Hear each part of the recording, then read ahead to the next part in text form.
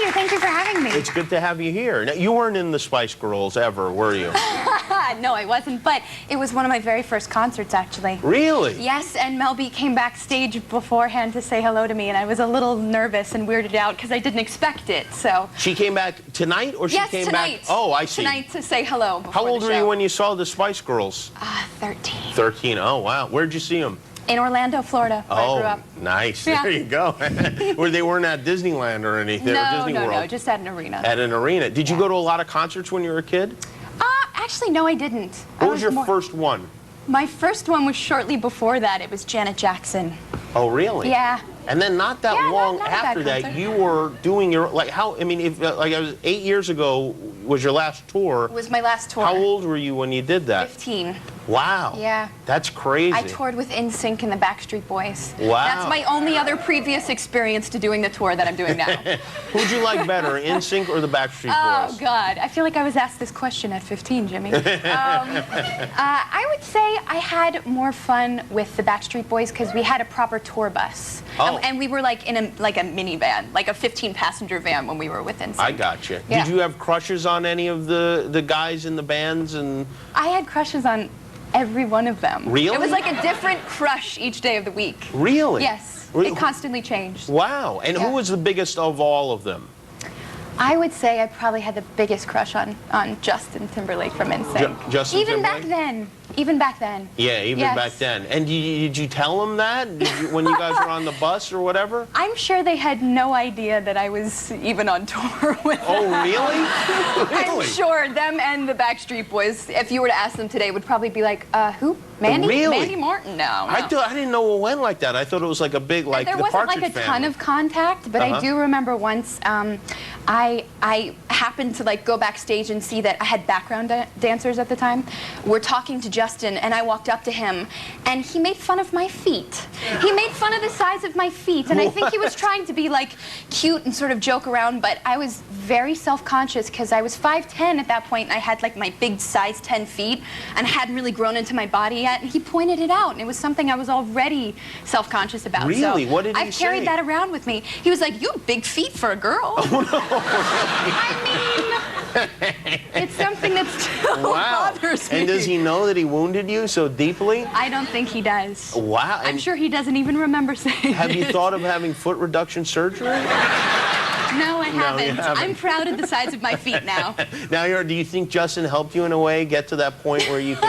Where I've accepted my feet? Sure. I have Justin Timberlake to thank for that, sure. He did a really good thing then, I He guess. did me a favor. Now, why didn't you go on tour at all in between 15 and now?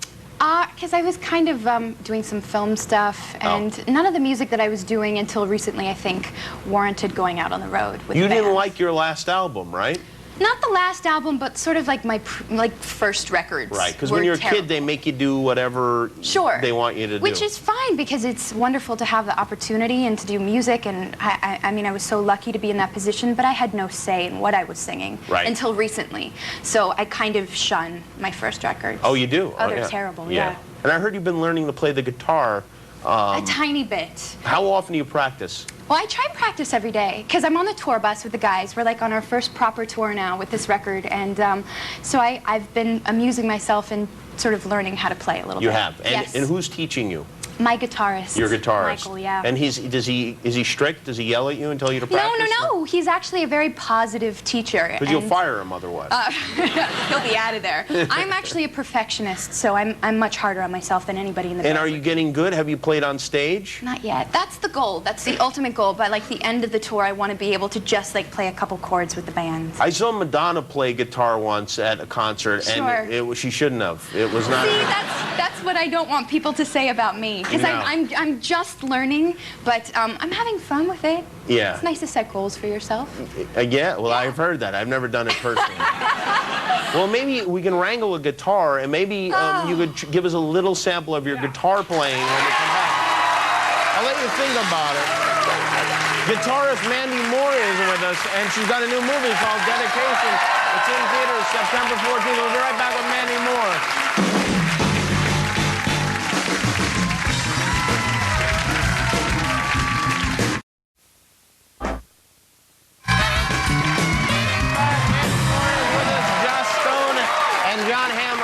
Mandy told us moments ago that she's been practicing, learning to play the guitar. Yes. And this is, you've never performed on stage before? Never, ever, in front of a crowd. So this is a big, are you nervous about this? This is my television debut as a guitarist. I'm very nervous. Here we go, ladies and gentlemen, making her network television debut as a guitarist, Okay. Mandy Moore.